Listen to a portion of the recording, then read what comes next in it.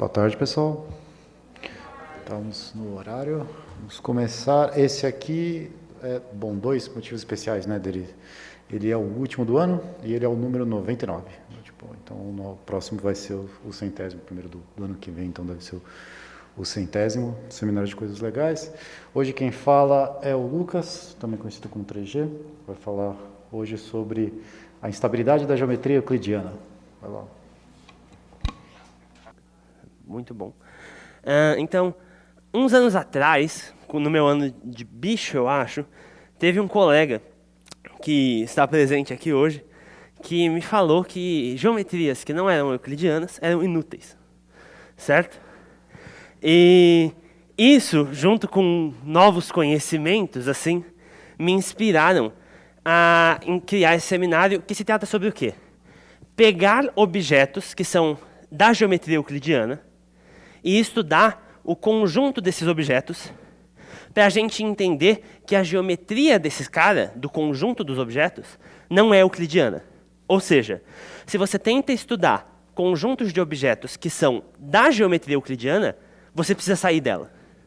Então, não tem como essas outras geometrias serem inúteis, porque elas servem para estudar aquela que é útil, certo? Então, a gente precisa de uns pré-requisitos, certo? O primeiro pré-requisito é a noção de superfície. Uma superfície nada mais é do que um conjunto, certo? Do que um objeto geométrico que quando você olha de perto, parece que você está num plano. Então, nessa figura, por exemplo, se você olha perto daquele ponto branco que está destacado, bem pertinho, aquele negócio ele é meio curvo, mas você consegue achatar ele para ele virar um plano, certo? Ele é sempre bidimensional. Se você olha perto daquele pertinho, você só consegue se mexer de dois jeitos possíveis, certo? É uma superfície de fato, ela tem duas dimensões. Assim. E existem vários exemplos. Essa é a superfície que a gente chama de sela de cavalo. Ela vai ser importante para a gente daqui a pouco. A esfera é um outro exemplo de superfície, porque se você pega um ponto na esfera e olha de pertinho, essencialmente você está num plano, certo? E a faixa de Möbius, que é um outro exemplo de superfície. E tá, quando a gente está em superfícies, a gente tem esse número, né, que chama curvatura. Um ponto da superfície, quando você olha de pertinho, o que a curvatura te diz? A curvatura ela é meio que um jeito de classificar como que a superfície se comporta perto de um ponto. Então, se você está num ponto e você olha de pertinho, a curvatura pode ser de três tipos. Ela pode ser negativa, e isso significa que a sua superfície se parece com uma sela de cavalo. Ela pode ser zero, isso significa que a sua superfície se parece com um plano. E ela pode ser maior que zero, o que significa que a sua superfície se parece com um círculo. Isso parece meio por definição, certo? Parece que não tem muito sentido nessa explicação, mas, de fato, o que acontece aqui é o seguinte. Quando você está multiplicando números, certo? A gente tem aquelas regrinhas de que menos com mais dá menos e sinais iguais dá positivo. Se vocês olharem aqui, na sela de cavalo, onde eu estou apontando, eu tenho duas curvaturas acontecendo. Se você olhar perto do pontinho vermelho, aqui você tem uma curva para cima, e aqui você tem alguma coisa curvando para baixo, certo? Isso significa que eu tenho dois fenômenos de curvatura acontecendo. E eles têm, em essência, sinais opostos. Por isso, a curvatura é definida como negativa. Porque você tem coisas de sinais opostos acontecendo perto do ponto, certo? Você tem a superfície curvando de duas maneiras diferentes. Quando você vai para a esfera, se você pega um ponto da esfera, por exemplo, o polo norte, você tem várias curvaturas acontecendo, mas todas elas têm o mesmo tipo, todas elas têm a mesma direção, certo? Você tem gente curvando assim. Eu não tenho muito controle sobre o pointer, mas dá para entender assim. Tipo, todas elas estão curvando para baixo, sabe? Então, quando você fizer o cálculo da curvatura, que é em essência uma multiplicação, você vai estar multiplicando coisas de sinal igual. Então, a curvatura vai ser positiva. Certo? Beleza. Então, a gente já tem uma noção intuitiva mais ou menos do que é curvatura e do que é superfície. E agora a gente vai começar a falar de fato do tema do seminário. primeira coisa que a gente vai fazer é falar sobre o espaço das retas orientadas. Ele não é a estrela do show hoje, mas ele é um exemplo que é um tanto mais simples para a gente se acostumar com a linguagem, certo? Então, eu vou pegar, o objeto que eu vou estudar é o conjunto de todas as retas de R2, do plano, certo? Todas as retas do plano. Só que mais do que isso, eu vou pedir que essas retas tenham uma orientação. O que significa? Retas, nesse exemplo, eu tenho duas retas, que se você tirar essa setinha, são a mesma reta. Só que a setinha, ela está te dando uma noção de orientação. Uma reta está indo para cima, outra reta está indo para baixo. E a gente vai considerar essas duas retas como sendo diferentes, por mais que o desenho seja o mesmo, certo? E tá, como que a gente vai entender quem que é esse conjunto? Quando você tem uma reta, você pode escolher um ponto nessa reta, certo? E depois você consegue pegar um vetor, partindo desse ponto, que está inteiramente em cima dessa reta. Ou seja, toda reta pode ser associada a um par de ponto com vetor, certo?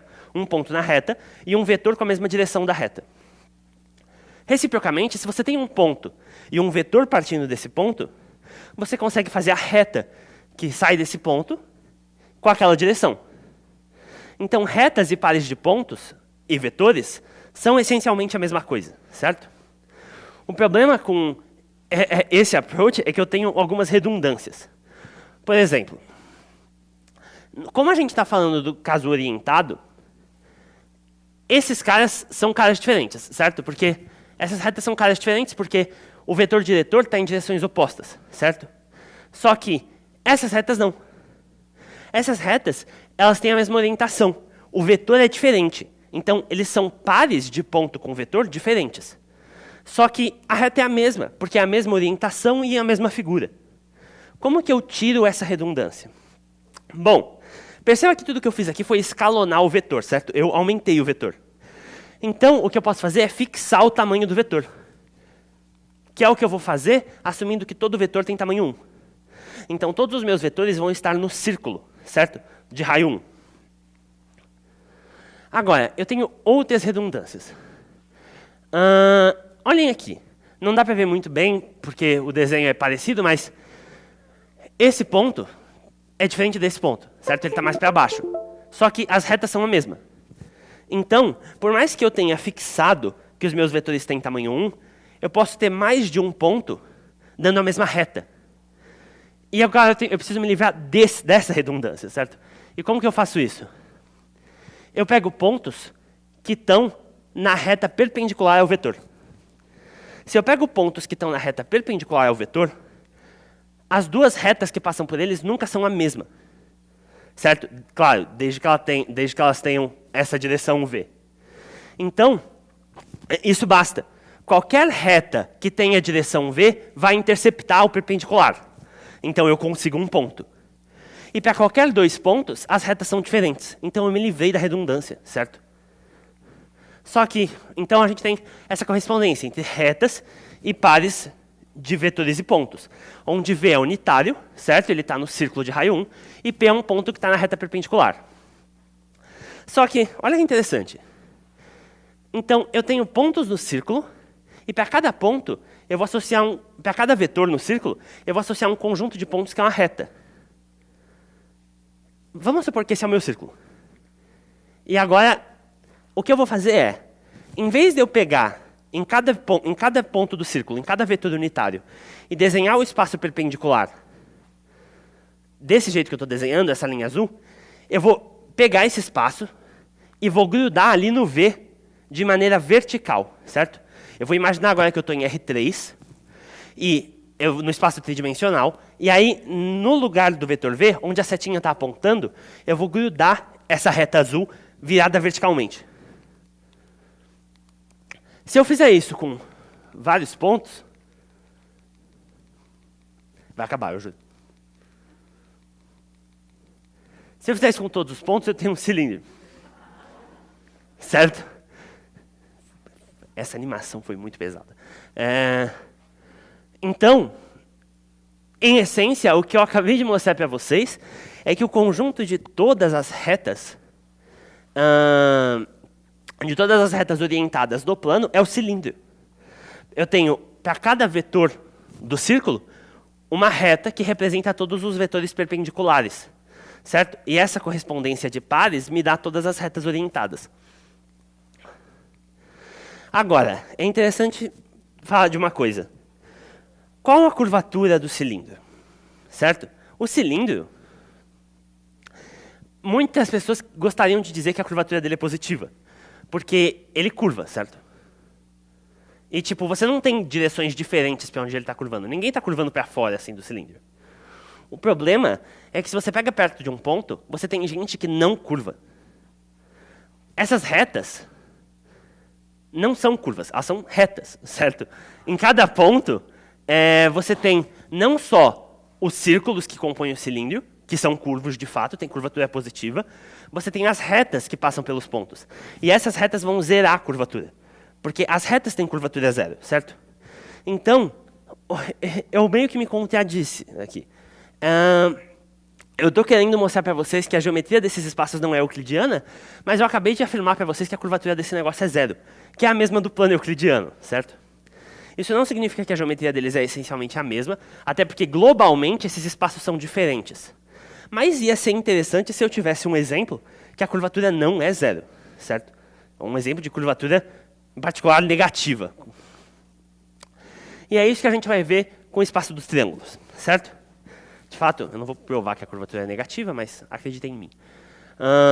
Tá, então, o que a gente vai estudar agora é um segundo exemplo, certo, desse espaço de objetos.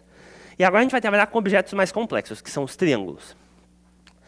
Em particular, a gente vai começar considerando o plano superior, certo? Não o céu, é tipo a metade de cima do plano, de fato. A gente vai começar considerando a metade de cima do plano e a gente vai fixar um segmento de reta, certo? Que é esse cara aqui. Aqui é o ponto -1 e aqui é o ponto 1. Talvez eu devesse ter escrito, mas agora já foi. Então eu estou fixando esse segmento, certo? Em volta do zero, que é o intervalo -1, certo? Na reta. E aí o que vai acontecer é o seguinte. Para cada ponto do plano, cada ponto do semiplano, ele vai representar um triângulo, que é o resultado de ligar esse ponto com o -1 e 1, certo? Então a gente pode começar com um exemplo simples. Se eu tenho um lado fixado, só existe um triângulo equilátero, certo? Porque eu tenho o tamanho do meu lado fixado. Então, só existe um triângulo equilátero no semiplano, que é representado por esse ponto ali em cima. Ó. Certo? Então, é isso que eu quero dizer com eu vou ligar o ponto aos extremos do segmento. Certo? Então, a gente tem um ponto que representa o nosso triângulo equilátero. Agora, eu gostaria de entender onde estão as outras classes de triângulos, certo? Nesse semiplano. Os triângulos retângulos são representados por essas linhas azuis. Por quê? Bom, a linha da esquerda, ela resulta em triângulos retângulos porque ela faz um ângulo de 90 graus aqui, certo? Assim como a linha da direita. Perfeito? O que acontece agora é que, além desses caras, eu tenho esses caras, certo? Da geometria euclidiana, a gente sabe que, fixado um segmento, todos os triângulos retângulos que têm aquele segmento como hipotenusa estão inscritos num círculo, que tem aquele segmento como diâmetro, certo? Que é esse círculo aqui. Então, esse semicírculo, ele tem esse cara como sendo diâmetro, certo? E aqui moram todos os triângulos retângulos que têm esse segmento como hipotenusa. Enquanto aqui eu tenho os triângulos retângulos que têm esse segmento como cateto. Certo? E agora eu tenho os isósceles. Os isósceles, eles estão nas linhas verdes. Por quê? Bom, primeiro esses semicírculos estranhos que apareceram aqui. Percebam uma coisa. Esses semicírculos, eles têm esse segmento como sendo raio. Então, se eu pegar qualquer outro ponto em algum desses semicírculos e ligar com esses dois pontos, um outro raio vai aparecer. E esses vão ser os meus lados iguais do triângulo isósceles. Certo? Então eu tenho pontos no semicírculo da esquerda e pontos no semicírculo da direita. Agora que nós já temos o segmento vermelho como sendo um dos lados que é igual nos isósceles, eu preciso pegar os triângulos que têm esse segmento como sendo a base. Quem que são eles? São representados pelo eixo y, certo? Por uma reta vertical saindo do zero. Porque para qualquer ponto, esses pontos eles são os equidistantes a menos 1 e 1, certo? Então, quando eu fizer a ligação, eu vou ter os lados iguais do meu triângulo isósceles. Certo? Beleza. E como uma curiosidade, assim, eles não vão ser importantes para a gente, mas os triângulos obtusângulos e os triângulos acutângulos são definidos nessas duas áreas, certo? A área que é laranja, bege ou qualquer coisa parecida é a dos triângulos obtusângulos. Por quê? Porque eles estão para fora do limite dos triângulos retângulos, certo? Então, eles têm que abrir mais. Então, um ângulo vai passar de 90. Enquanto dentro, eu tenho os triângulos acutângulos. Porque todos os ângulos vão ficar menores do que 90, certo? Porque está dentro daquele limite estabelecido. Beleza. Agora a gente precisa de novo falar de redundâncias, certo? Porque a gente tá contando triângulos várias vezes, assim. E seria interessante saber quantas vezes eu estou contando cada triângulo. Perceba uma coisa. As linhas verdes, certo, dos triângulos isósceles, dividem o plano, o semiplano, em 6 regiões. A, B, C, D, E e F, certo? E o que acontece é, em cada uma dessas regiões, eu vou ter todos os triângulos possíveis. Só que há menos de semelhança e troca de vértices. O que eu quero dizer com isso? Pega esse triângulo PQR, certo? Esse triângulo PQR está na região A. E agora, reflete ele pelo eixo Y, pela linha verde vertical. Eu vou ter um novo triângulo, certo? Que é semelhante, porque todos os lados são iguais, só que existe uma troca de vértices. Por quê? Esse lado é mais comprido do que esse lado.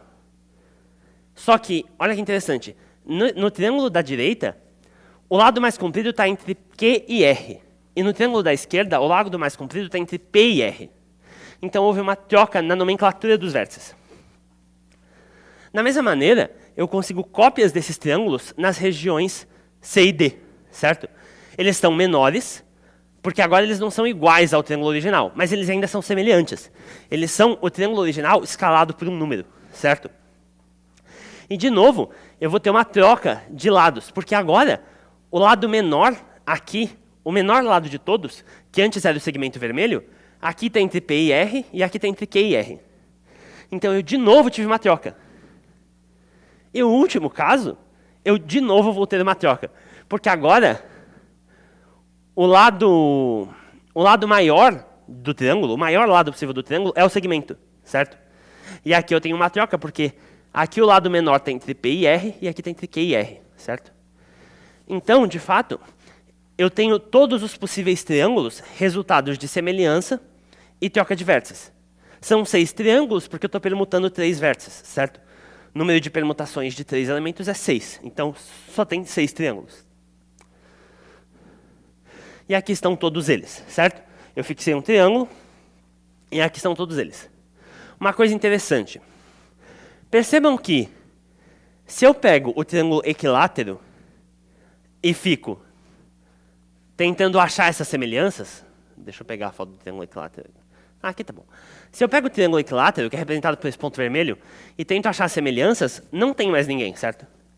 Porque você não consegue reescalonar o triângulo equilátero porque você tem que ter um lado fixado, de comprimento fixado. Certo? Um lado está fixado, então você não consegue reescalar o triângulo equilátero. Portanto, só existe um. Do mesmo jeito, se você trocar os vértices, não vai acontecer nada, porque todos os lados são iguais. Então, isso é o resultado do triângulo estar no meio das 6 regiões. Não tem mais para onde ir, ele está preso ali, certo? Porque não existem semelhanças. Da mesma maneira, os triângulos isósceles, eles estão presos nos segmentos. Por quê? Porque existem certas simetrias, certas permutações de vértices dos triângulos isósceles que não vão mudar eles, certo? Porque os lados são iguais, então se eu trocar, não vai acontecer nada, certo? Se eu trocar os vértices. Bom, agora vocês podem se perguntar, mas você mostrou então que o espaço dos triângulos é o semiplano, ele é euclidiano, assim. Tipo, diabo você está fazendo? Você não ia mostrar que ele não é euclidiano? E de fato, ele parece euclidiano, Mas o que eu vou mostrar para vocês agora é que a geometria desse plano, a gente tem fortes indícios de que ela não é euclidiana. Para isso, eu preciso introduzir uma coisa para vocês, que é o cosseno hiperbólico, certo? Então, vamos começar com o plano, certo? O eixo y e o eixo x. E eu vou desenhar aqui a hipérbole, certo? De equação x² menos y² igual a 1, certo? E aí, o que eu vou fazer é o seguinte. Eu vou pegar um segmento de reta partindo do zero e desenhar ele até ele encostar na hipérbole. Essa região, certo, colorida, ela vai representar o nosso ângulo, ou mais especificamente metade do nosso ângulo, certo? Então, é uma coisa menos trivial do que achar cossenos em círculo, que o ângulo é literalmente o ângulo, certo? Aqui o ângulo ele vai ser representado por uma área. E para eu achar o cosseno hiperbólico desse θ, basta eu pegar a coordenada x, certo? Do ponto onde o segmento encosta na hipérbole. Então, é bastante parecido com o caso do círculo, certo? Das funções trigonométricas elípticas, certo? Só que aqui eu vou ter essa diferença que o ângulo é representado pela área, e não pelo ângulo de fato, pela inclinação da reta, certo? Beleza. E por que é importante? O que a gente vai fazer agora é o seguinte. O semiplano, ele é um subespaço do plano, e, portanto, eu consigo uma fórmula de distância nele. Aquela fórmula que a gente vê em GA, certo? Que é a DE. É a distância entre dois pontos. O que eu vou fazer agora é eu vou redefinir a distância. A minha distância nova no plano, ela vai ser dada por esse cara aqui, que é o DH. Certo? Esse DH, ele vai medir o que a gente chama de distância hiperbólica entre os pontos. Então, essa distância hiperbólica ela é dada pelo arco cosseno hiperbólico, ou seja, a função inversa do cosseno hiperbólico, aplicado em 1 mais o quadrado da distância euclidiana, dividido pelo dobro da segunda coordenada dos pontos, certo? Então, assim, é uma fórmula complicada, mas a gente não vai usar ela explicitamente. É só para vocês conhecerem e saberem com o que a gente está trabalhando. Bom, e aí agora eu vou precisar desenhar uma coisinha aqui, mas, sim, coisa rápida, certo? Então, o que acontece é o seguinte. Em geometria, quando você muda a fórmula da distância, as suas retas mudam. O que significa? O que eu estou chamando de reta é o que geralmente em geometria se conhece por geodésica. O que é uma geodésica? Uma geodésica é uma curva que, quando você pega dois pontos na curva e mede o comprimento da curva nesses dois pontos, esse comprimento é a distância entre esses dois pontos. Certo? Na geometria euclidiana, usando a distância euclidiana, as geodésicas são as retas, certo? Por quê? Se você tem dois pontos, a distância é definida como o comprimento desse segmento. Então, as geodésicas têm que ser as linhas retas, certo? Porque se eu curvo isso um pouco, aumentou a distância. Então, eu não posso ter curvas sendo as minhas geodésicas. O que acontece é que quando eu troco a minha distância para a distância hiperbólica, as geodésicas são dadas... Deixa eu pegar o desenho. Isso. As geodésicas são de dois tipos. Elas são ou linhas verticais ou semicírculos, que são esses caras aqui, ó. As minhas geodésicas, elas são dadas por retas verticais, certo? Que são as geodésicas passando por infinito. E por semicírculos que intersectam o eixo X de maneira perpendicular. Certo? Então, são esses caras aqui. Representando os triângulos isósceles e os triângulos retângulos menorzinhos. Certo? E aí, a coisa mais maravilhosa, assim. Deixa eu voltar aqui. Então, eu apaguei os lados, mas esses pontos, eles representam os mesmos triângulos que a gente estava vendo antes. Só apaguei os lados para ficar menos poluído, certo? Do mesmo jeito que na geometria euclidiana, quando você tem uma reta, certo? Na álgebra linear, na geometria analítica, quando você tem uma reta no plano, você consegue refletir pontos por essa reta, certo? Ou seja, você pega um ponto e simplesmente atravessa a reta perpendicularmente e marca do outro lado, mantendo a mesma distância, certo? Então, isso que é a reflexão. Quando você está na geometria hiperbólica, não deveria ser diferente. Você tem que poder fazer reflexões pelas geodésicas, certo? Por essas curvas estranhas. E o que acontece é que esses triângulos que são semelhantes são a imagem das reflexões pelas geodésicas, certo? Então, esse cara, quando refletido, ele vem parar exatamente aqui. Esse cara, quando é refletido por essa geodésica, vem parar exatamente aqui. Esse cara, quando é refletido... Aliás, esse cara, quando é refletido por essa geodésica, vem parar exatamente aqui. E coisas do tipo, certo? Claro, você não consegue isso com qualquer dois pares de pontos semelhantes, porque esse cara não consegue chegar aqui por uma reflexão por alguma dessas geodésicas, certo? Até porque, como esse cara refletido aqui e esse cara refletido daqui, bom, desse para esse, eu teria a composição de duas reflexões, que nunca pode ser uma reflexão, certo? Então, de fato, eu não consigo sair desse ponto e chegar nesse ponto para uma reflexão. Mas eu consigo ir caminhando, certo? Por duas reflexões ou mais. E, bom, em essência, é isso. Então, a gente concluiu que... A gente não concluiu, de fato, que a geometria desse espaço é hiperbólica, mas a gente tem, assim, diversos indícios do porquê que essa geometria deveria ser hiperbólica, certo? E o que eu não comentei aqui no slide, mas que deveria ter comentado de fato, é que a curvatura do espaço hiperbólico é negativa, certo? Eu não vou demonstrar isso de maneira nenhuma, eu não sei demonstrar isso de maneira nenhuma, mas acreditem em mim, tá na internet. Certo? Então, a gente pegou um espaço de objetos que são euclidianos e concluiu que a geometria mais natural possível para esse espaço é uma geometria que não é euclidiana, certo?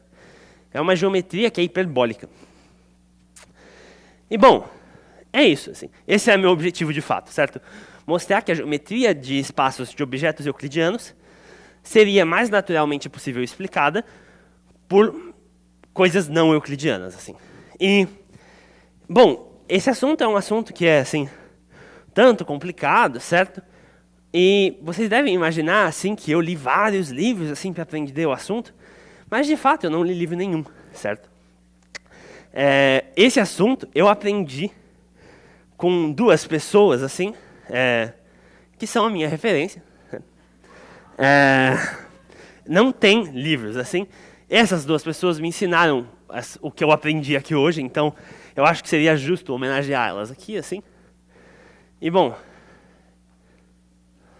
não passa mais, eu achei que ia ter, tipo, aquele fim da apresentação. Então é isso, assim.